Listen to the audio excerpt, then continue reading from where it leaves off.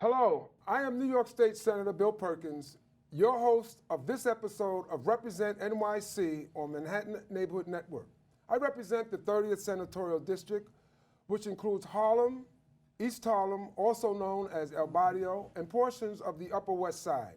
I am pleased to be joined today by my special guests, Tariq Shahid from Masjid Shabazz, and Chaplin Ruth Stukes from BronxConnect, organizers of this year's Jail Ain't No Good Walkathon, a walk through Harlem from 110th Street to 135th Street to bring home the message to our families that jail is not an option for our young people. They have too much to accomplish in this world. Invited, our guest today will discuss this year's Jail Ain't No Good Walkathon and to share what BronxConnect is doing to enrich the lives of young people, as well as have an open discussion on our criminal justice system, which is of chief concern to the constituents in all of our communities. So, good to have you here as my guest. Very much. And I want to start by commending both for your extraordinary work in the neighborhood that even precedes this, and I'm sure we'll even add more to what you've been doing. So by way of beginning, Tariq, let our viewers know what Jail Ain't No Good is all about and how it more or less got started. First of all, thank you very much, Senator, for your work and inviting us here to share with your audience our program. First of all, it's only fair that I say that this is the brain trust and the brainchild of our Imam Ezekiel Mouid Pasha from Masjid Shabazz, located on 116th Street and Malcolm X Boulevard, as you know, with his sensitivity, recognizing that our youth, that we're losing our precious resources with our youth, our human resources, and the overwhelming situation with crime and incarceration for our young folks, both male and female. So he decided to highlight in dramatic fashion the idea that jail ain't no good, because as you know, many of our young people see jail as a badge of honor, some kind of rites of passage, bragging rights in the community. So the Imam, each year we have a float, and this year we'll have 3, and many of the community comes out to support. For example, just to give you an idea of some of the signs that we carry in walking through the streets. One sign says, crime does pay, just not for you. It pays judges, lawyers, police, court officers, court secretaries, correctional department personnel, and others. It just does not pay you. It just gives you time.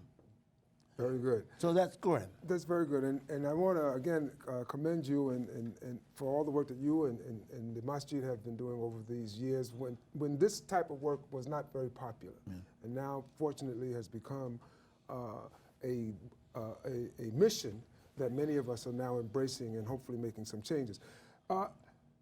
May I ask you, Ruth, tell us more about what BronxConnect does to prevent recidivism and create youth-initiated goals in the areas of education and employment. Well, BronxConnect is a division of Urban Youth Alliance, which is a faith-based nonprofit. BronxConnect was started in 2000 with the idea that if you give young people who have pending felony court cases mentors from their community who have gone through the same struggles that they have gone through, that they'll be more successful. We provide a lot of services to our youth. We, for 7 months to 18 months, depending on the mandate that the judge requires, the youth receive a one-on-one case management. They receive mentoring. They go through Achieve 3000 Literacy, which is basically an online literacy program that goes to their individualized levels. And they read an article that they have to write an essay about and answer questions about, and it helps to raise their reading grade level. They also do fantasy sports math, and we also do school re-enrollment, and they do a 10-week job readiness class. And in addition to a 10-week job readiness class, they do a 10-week anger management class. We have to report to the courts on their behavior, participation, and attendance, but usually the youth who go through the employment readiness portion and who really try hard at the Achieve, they find themselves learning things that they never thought possible because there's a much smaller setting in our office and at the program than there is at their schools. So this is a fairly comprehensive and relevant activity that your organization gets involved with. And in terms of this Jail Ain't No Good walk, tell us why this is so important to you. Well, let me first tell you how BronxConnect got affiliated with Jail Ain't No Good, because BronxConnect is a Bronx program, of course, and Jail Ain't No Good is in Harlem. Our program director, Miss Janice Brooks, was on the train one day, and she got a flyer from Tariq about Jail Ain't No Good. And she said, she brought the flyer into the office, and she said, do you think this is something that the youth would like to be involved in? I said, well, you know what, the worst thing to do is say no or not show up. So what we do every year is we bring our young people as a restorative justice project to the Jail Ain't No Good walkathon, and they carry the banners, the flyers that say some of the things that Tariq just mentioned. They also get on the float. And the most amazing thing is for the young people to say, I'm used to being looked at for doing something wrong, but today people were cheering and clapping for me for doing something good, and that feels really nice. So the interesting thing is, it should be kind of obvious that jail ain't no good. It should be a value that something else is good. So what are we offering as an alternative to jail ain't no good? What is good that you can offer a young person who may be of the notion that there's something of value in going to jail? Certainly. I think, and Imam Pasha, when he established the Jail Ain't No Good walkathon some 17, 18 years ago, the idea he had, but this wasn't an end point, this was a starting point.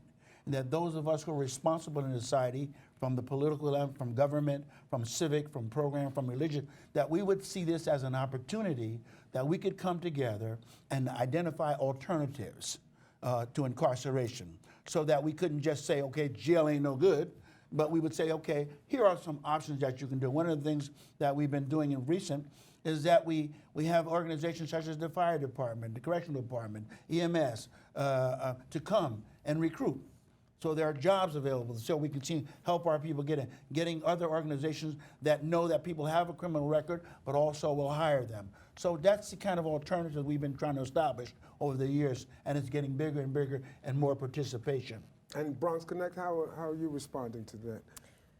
BronxConnect is kind of assisting with Tariq this year and helping them to set up tables for other agencies to show people that there are some community-based programs in the neighborhoods that they can attend. We link with a lot of Bronx programs as well as some Manhattan programs to provide positive pro-social alternatives for our young people. So, there's the community basketball, the C-ball, community board athletic league. There's the Bronx Teen Health Center.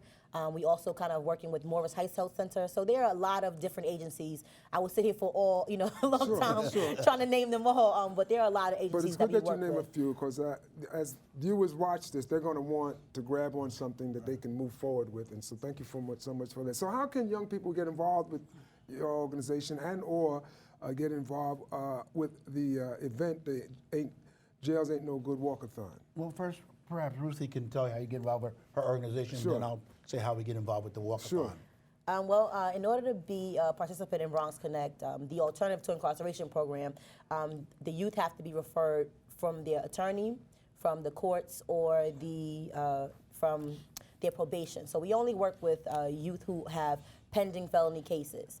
Those young people who don't have cases, who want to be a part of Bronx Urban Youth Alliance, there are other components. There's a cure violence component that's under development. There's also a work readiness program that's under development, and they would have to just reach out to our office. We're located at 432 East 149th Street. What is that again? Would you repeat that? 432 East 149th Street in the Bronx, right, in the hub area. Is there a phone number? Our phone number is 718-402-6872. Can you repeat that again? 718-402-6872. Okay, very good. In order to participate, there are several levels of participating in the Jail Ain't No Good walkathon. A person could just sponsor someone to walk. A person can walk themselves. Well, when someone sponsors someone, give us a little idea what that involves. Well, what happens is, people will say, okay, look, I'm walking. Would you sponsor me to walk? And what does that require sponsorship if someone Well, wants to sponsor? let's say I'm going to walk and I say, Senator Perkins, would you sponsor me? I'm in a walk and we have an upcoming program and we use this to support our education upcoming program. Would you sponsor me for $1 a mile? I see. Therefore, at the end of the 4-mile walk, you would then know that I completed it, and then you would get involved. Okay. Which is another way for other organizations as well to get involved. And an organization that wants to raise money for their organization separately, they can also come in, utilize our venue to raise money for their organization. I see. Very And good. then someone can just decide they want to walk or participate in any level. Very good. So there's some raise the age legislation. Are you familiar with the raise the age legislation? Not in detail, but I have heard about it and had some minor discussion about it, but not in So detail. New York is currently the only state other than North Carolina that prosecutes all youth as adults when they've reached the age of 16 years old. Sadly, this is a failed policy that has simply shipped off generations of our youth to prison, particularly young Black and Latino men, for very minor, often first offense crimes. And when they should have been graduating from high school or continuing to develop and learn, they were instead placed behind bars for exceedingly long sentences. The governor included a raise the age policy platform in his budget proposal, but the sheer complexity of this issue and the fact that many details caused great concern resulted in the issue being dropped from the budget, with the promise that the issue will be revisited in the last 3 months of the session that begins in April. We want to make sure that the governor keeps his word. Further, we want to ensure that a full debate is had that will fashion a policy that truly benefit our children and families. So what I wanted to get to is this policy, I believe, and many believe, it doesn't help our young people. In fact, it hurts our young people. Do you have any observations, any comments about this? Well, first thing I think that should happen is that seeing that the bill has so many complexities in it, so many items, I think it should be some forums to inform people so that we can make an intelligent contribution. I don't know much about it. The only thing I have heard about it is that that when the child is arrested and they get a chance and the second time they're arrested, it's a predetermined sentence, mandatory sentencing. Of course, mandatory sentences is a problem because it doesn't give the judge any room. Flexibility. The flexibility when there's some extenuating circumstances. He won't have the judge to be able to look at that case on an as-case basis and make a decision.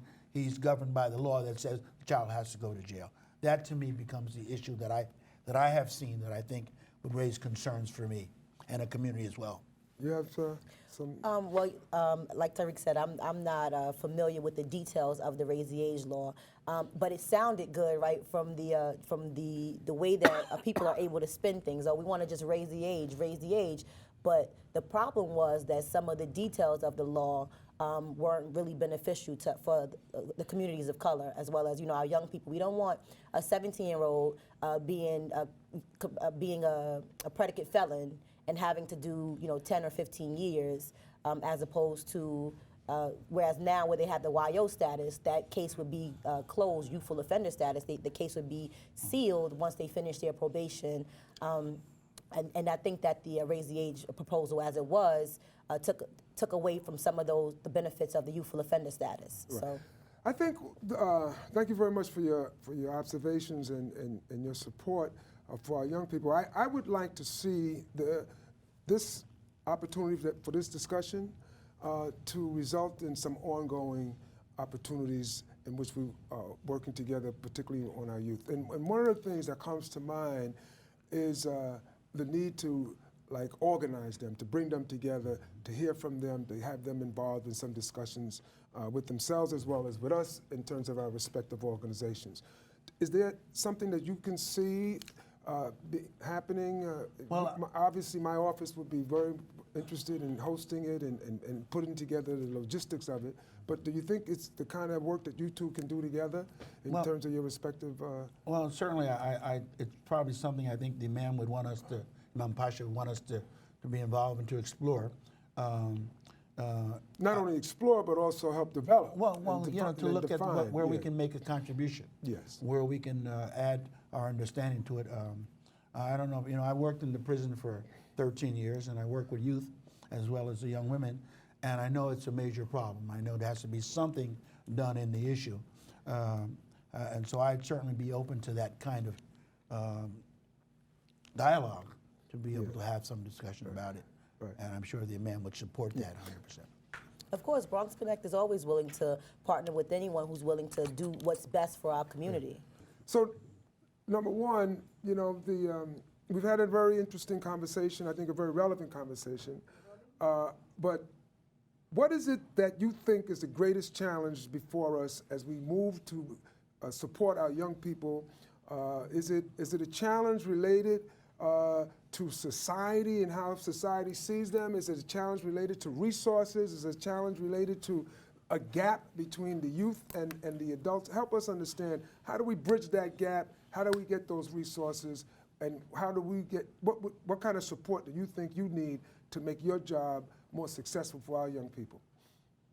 Well, I think you hit several of them. I think number one, I think it's resources, alternatives. I think we have to communicate to them that the one thing that we all have is choices, but what we don't have is the consequence of our choice. That's not in our control.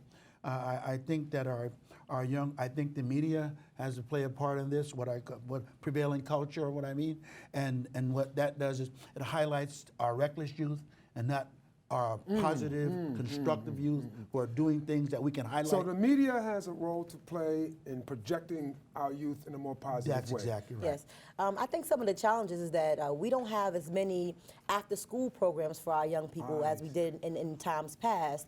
And so the Give me gang an idea culture... of such an active school program that you think would counter the gang culture. Well, when I was in high school, I was a part of Building with Books. I was on the STEP team. I was on a debate team. I was in the drama club. We did big plays every year. So, you know, although my curfew was right after school, I was able to stay in school until about 8 p.m. to extend my curfew. So you have a child now who doesn't have any, no resources for after-school programming, and the easiest thing to do is to join the gang culture or to just hang out and form these little groups or little cliques that. So there's a challenge that you're presenting to our mayor and maybe even our governor, which is to bring back those after-school type programs that were so valuable We have to have in terms of your options. development and in terms of what you believe can be the future development of our young people. As well Tariq, you mentioned that they have choices. Young people have choices, but the choices they don't have much options. So to have a choice between staying in the house and doing nothing, or hanging out with people who you've grown up with all your life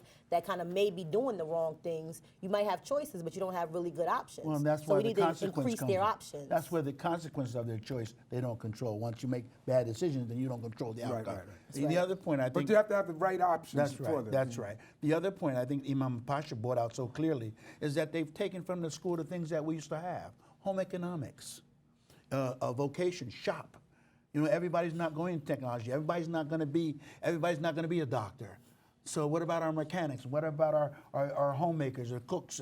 So these kind of things have been taken out. When you go to school, they're not there. They were there when we went to school. So school needs to be more Viable relevant. option, that's right. And provide viable Exactly. options That's- for economic That's involvement correct. or employment opportunities and so forth. That's correct. And what about schools in terms of their relationship to the community, the families, and so forth? Well, you know, the school system is a whole nother kind of thing that I would never want to tackle in one conversation, because there's so many problems with the New York City schools. There are really great schools out in New York City as well, but navigating the Department of Education you need almost you need a map, you need a guide. So let me ask you this then. What would you ask the mayor of our public school system, of our city? What would you ask if you had to have him focus on something as it relates to our young people in public education? Well, I see, first of all, to me, you know, for me, I mean, I'm a Muslim, and I believe in God. So to me, when you remove that parts out of it, you take out the moral element in there. And I think when you have a child who may be religious, but he comes to school and can't mention that he's then and also if he doesn't tell them that God is the creator of everything, then what do we have? We don't have true education. We have training more than education.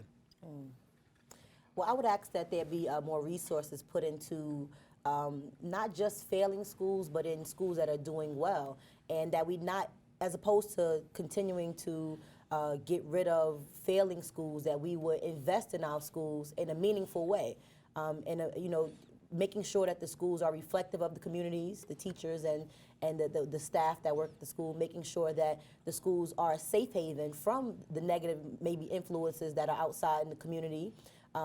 Some of the schools, they have metal detectors, but the students still don't feel safe.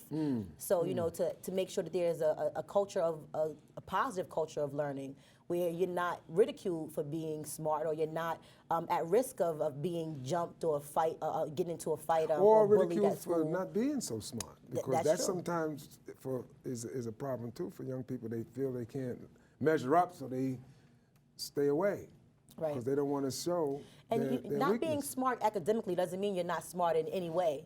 Standardized testing is something that's very difficult to kind of, when everyone doesn't have the same level of skill, or everyone doesn't have the same training or the same background, you can't, how can you incorporate standardized testing where you make teachers begin to teach to a test as opposed to teaching how to learn and how to think for themselves and how to be able to navigate the world that we live in. We're seeing more, not less, of these types of obstacles, these types of problems affecting our young people. And, unfortunately, the seasons that are coming before us tend to be the more challenging seasons with young people out of school and the weather changing and so on and so forth. Yes. So I would like to see if we can go beyond this discussion and begin to work together towards focusing on what our respective organizations collectively can do to make a difference on behalf of them. So that I just didn't want to just have a conversation, but I also wanted to see if we could sort of make some kind of a collective commitment to try to follow up this conversation with some particular activity that will be of some benefit. Sounds like you are inclined to want to do so without necessarily knowing all the specifics, but I think we should try to follow up and see what else we can I also understand accomplish. your office certainly has participated with the Jelly No Good Walkathon each year. I understand that you will be there this year, as well as giving out information and helping people to see what kind of things are there to help initiate that, which we welcome. Right, very good. 100%. And we often work with some youth who have Manhattan cases, Okay. who live in Harlem. So Okay. if a youth lives in Harlem, because our office is so close to Harlem, some of the youth who we work with are from Harlem. So. Well, I'm glad to hear that, but we don't use Harlem as a boundary. Right. Wherever you are, we are. Right. Wherever they are, we are. And so we want you to feel you're in Harlem, wherever you are, as far as we're Harlems of the concerned. world, right. As far as we're concerned, and so I'm hoping that as Harlemites, from that perspective, we can find the moment to sort of work together with our young people. We come with different resources and different perspectives, I think all of which combined make for a wonderful opportunity for our young people. So I thank you so much for this conversation and this opportunity for us to engage and even collaborate, Yes. because that's the most important thing that can come out of this as far as we're concerned. Senator, thank you very much for having us. We appreciate it. Thank you very much. Thank you very much. This has been a great discussion. We are happy that we've had this time. We're wrapping up. Are there any closing remarks that you think you would like to make? Well, I'd just like to invite people to come and join us at the And Jelly where- No Good Walkathon. That's going to be April 25th, beginning at 106. That's the week after my birthday. Okay. We'll have to keep that in mind. The celebration continues. Right. That's April 25th. It begins at 11 a.m. At 116th Street and Malcolm X Boulevard, and we'll have the jail uniforms, the orange jumpsuits, and the black and white, Oh, and excellent. balls and chains, and electric chair, and Lot of the theater. gurney. Yeah, to dramatize the situation, and then find the practical solutions to give alternative. So we invite people to come with us. Well, just if you want more information about Urban Youth Alliance and BronxConnect, you can please reach out to us. We're located at 432 East 149th Street in the Bronx on the second floor. And our phone number is 718-402-6872. Thank you very much. And so this is Senator Bill Perkins. I'm again very happy to have the opportunity to share with you this time and hopefully to follow up with some work together. So for those in the listening audience, please contact my office, my district office at 212-222-7315. If you have any questions, any suggestions, any criticisms, or otherwise comments you may have about the Jails Ain't No Good Walkathon happening on Saturday, April 25th, and or the pending Raise the Age legislation that will be taking place in Albany. I wanted you to be in touch with us. And again, thank you for tuning in to Represent NYC on Manhattan Neighborhood Network.